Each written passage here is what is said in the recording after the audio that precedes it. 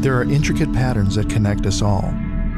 From high above or under a microscope, explore our world through these macros and discover how interconnected we really are.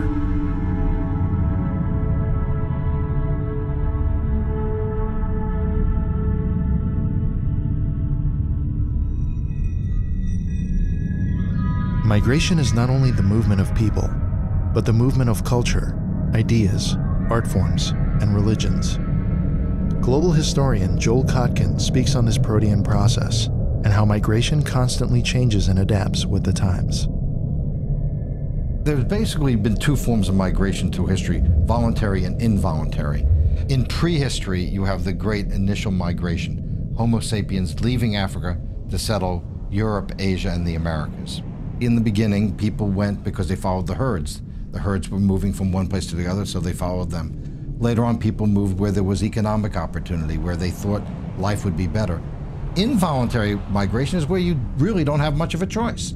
Sometimes a migration of a small group of people can have massive effects, and by far the greatest example of that is in the 1920s and 1930s, a whole group of European artists, scientists, engineers, filmmakers moved from Europe, which had been the center of world culture, to the United States. And as a result, the United States became the dominant power of the second half of the 20th century. Today, we still have mass migrations, but one of the things that changes today is because of telecommunications and because of transportation, migrations can happen much quicker than they ever did before. So a whole population, sometimes millions of people, can literally be transferred from one part of the world to another in very, very large numbers. The other thing that is very different today is because of the nature of transportation and the telecommunications technology, when people do move to a country, they are much more in touch with their country than they could have been 20, 30, 40, 50 years ago, and certainly 100 years ago.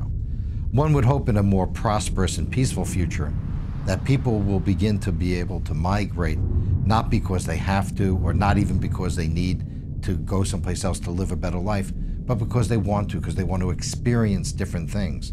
So in some ways, we might look at a future in which we no longer have diasporas as we've known them, but everybody will have their own internal diaspora.